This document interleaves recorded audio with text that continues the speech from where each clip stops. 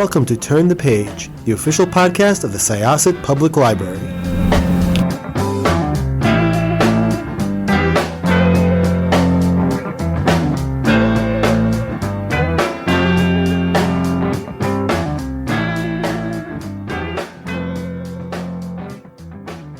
Hi, welcome to Syosset Library's Turn the Page podcast. I am your host, Jessica, and I am really excited to talk about this book, The Alchemy of Flowers. It was so cool. It transcends genre, in my opinion. Please introduce yourself and tell us about this book. Hi, thank you, Jessica. I'm really excited to be here. So, my name is Resau, and I am the author of about a dozen books for kids and teens. And The Alchemy of Flowers is my foray into adult fiction. So, the book is, I like to describe it as a modern day magical version of The Secret Garden for adults set in the south of France. So, basically, it's about a woman named Eloise from Colorado, and she's been through the ringer with infertility and miscarriages and a divorce, and she needs a new start. So she enters a very strange job ad to be a gardener in locked castle gardens in the south of France, in Provence. And when she gets there, she's enchanted at first. These are called the Gardens of Paradise, and they're just dreamy at first. She gets to eat gourmet food every night. She has wonderful coworkers as companions. She gets to live in this really elaborate tree house. She gets to interact with magical flowers. So at first, it's very dreamy. But then she starts getting a sense that there might be a darker underbelly to paradise. She starts seeing signs of a young girl. And this is really strange because there are no children allowed in the Gardens of Paradise. That was one reason she came, because although she loves children, she has so much pain around them because she can't have her own. So she's very mystified to see a girl in the gardens, and she starts realizing the girl might be in danger. And as the summer goes on, she feels compelled to protect the girl, and also protect her newfound family and friends. Things escalate to the point where she needs to save them and escape paradise. So this, like you said, this is kind of an emotional a woman's journey, kind of her emotional journey, but then it is laced with some elements of magical realism and romance, a touch of horror, a touch of mystery. And for me, the big question at the heart of this is, how can we take the difficult stuff that life hands us and somehow transform it into something beautiful? Yeah, it really was a really lovely book. And you dealt with a lot of these topics very sensitively. So one question I have is, have you ever been to this area? Have you been to Provence, and have you been to a locked garden like Mhm. this? Yeah, so I lived in Provence for a year when I was in college, my junior year of college, with a French host family who I'm still very close with. And so I go back pretty much every chance I get. Any excuse I can find, I'll go back. So, it's been 30 years since then, and I've made a number of visits. I actually was just there a couple of weeks ago. I brought my son there. And so that was really, really fun.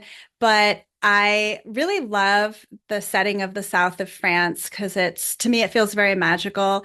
It has, amazing flowers and castles and really interesting layers of history, from the Liguric tribes with Celtic influence, the Romans and medieval times. That really activates my imagination. I've never actually been in locked castle gardens, but I have been to, there's a castle called Lourmarin in the Luberon Valley, that in Provence, that in kind of architecturally is similar to the castle in my book. And there are beautiful gardens there. So I did a lot of research in person with castles and gardens to try and get all of the details accurate. But thankfully, I was never locked in any of them. Yeah, I mean, it's lovely. And I've been to the south of France. I've been to Biarritz, which is very Mm. pretty. It was almost like, I think it was on the border of Spain. And it is really cool. It is really lovely as well.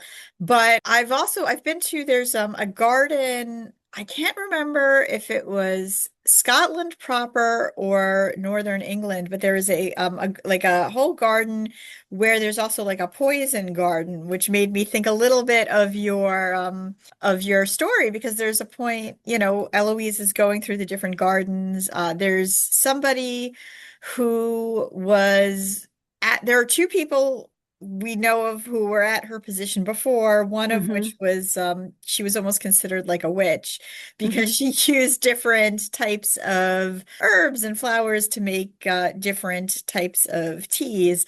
But you do talk a little bit about a poison garden, and I think that it's really cool. Like that's something I don't know that, I know that there are places in the States that emulate and exist like that, but it seems very European. I haven't seen them celebrated the same way here that they are there, specific types of gardens. Are you a person who considers yourself as having a green thumb? That's a really good question. So during the pandemic, that's when I started writing this book, the beginning of the pandemic, and I had some free time on my hands, like many of us. And so I decided to start healing flower garden in my backyard in a pretty small space. And I don't have any poison flowers there, but I have, chamomile and lavender and rose and calendula and a bunch of like really wonderful healing plants. And so I have had luck kind of growing and nurturing them. And then I make what I call my lotions and potions with them, which is really fun, and lots of different kinds of herbal teas with them. So I've definitely had some hands-on practice with those aspects. As yeah, nothing to do with the poison. For that, I had to just do internet research.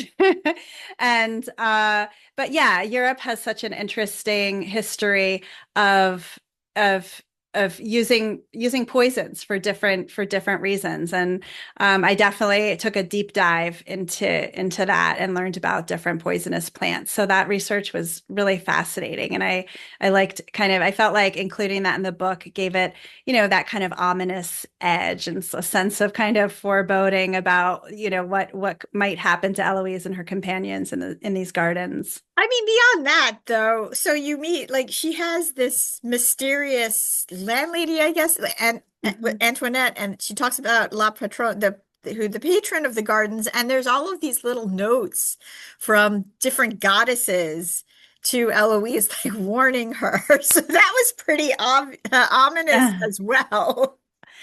Yeah, yeah, it was tricky when I was in the revision stage of this book because I really had to balance, these are called les jardins du paradis, like the gardens of paradise, but like I said, there's this dark underbelly.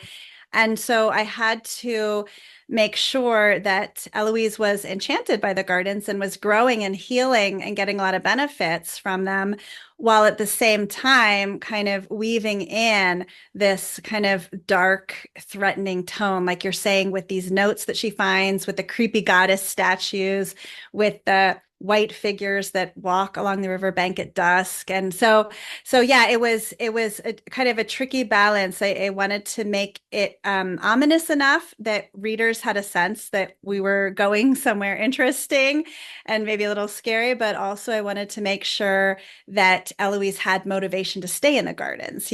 She's locked in there, but I didn't want her to like find some way to escape at the beginning of the book. We needed to get her invested. And there's a really lovely cast of characters that she is befriended by and befriends. And then there's Raphael, who she has a bit of a romance, or at least romantic feelings with.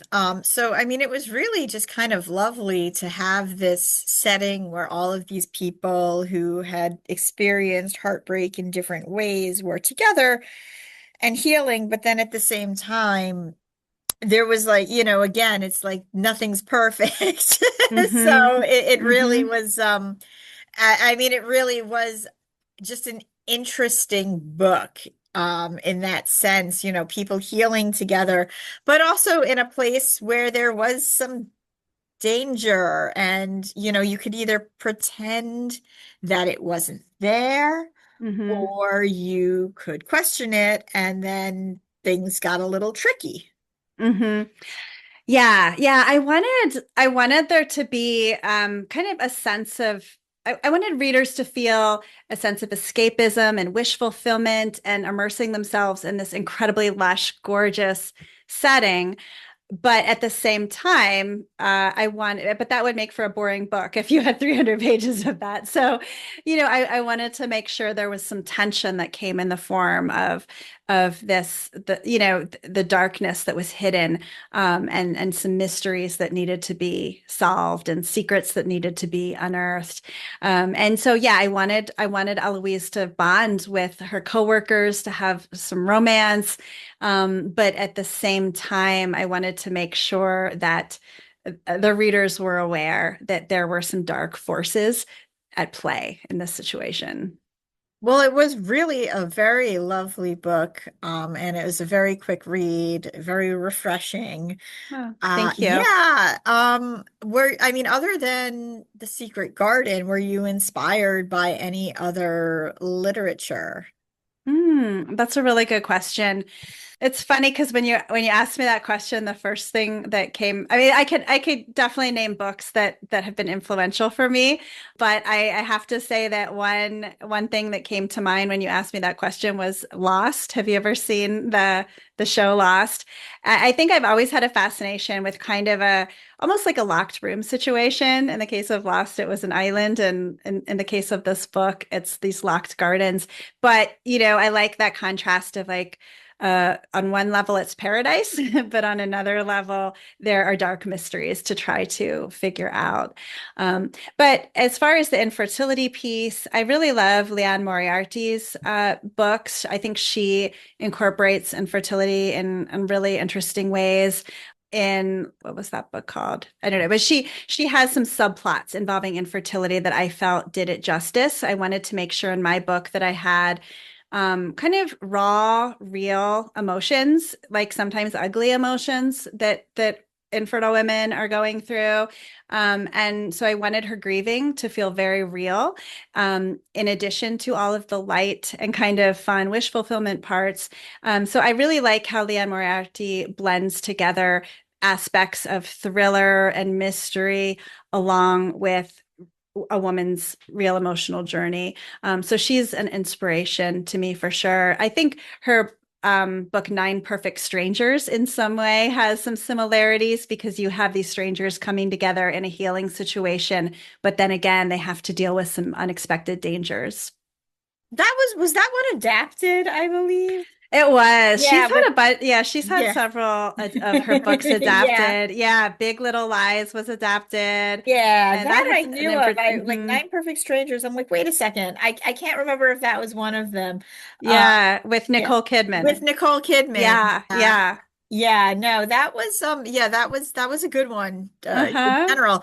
But no, I mean, again, it was a really lovely book. I really think that you did a good job of incorporating that and the feelings into it, and it's just such a complex situation altogether. And the idea that Eloise would want to be in a place with no children at all makes sense Mm-hmm. because, it's like it's a reminder of something she felt that she failed to Mm-hmm. do, and was not going to be able to have. So, but then things find you anyway. So I did think Mm-hmm. it was really interesting that people went there to heal, but the whole circular area was very much, I don't want to say it was broken, but Mm-hmm.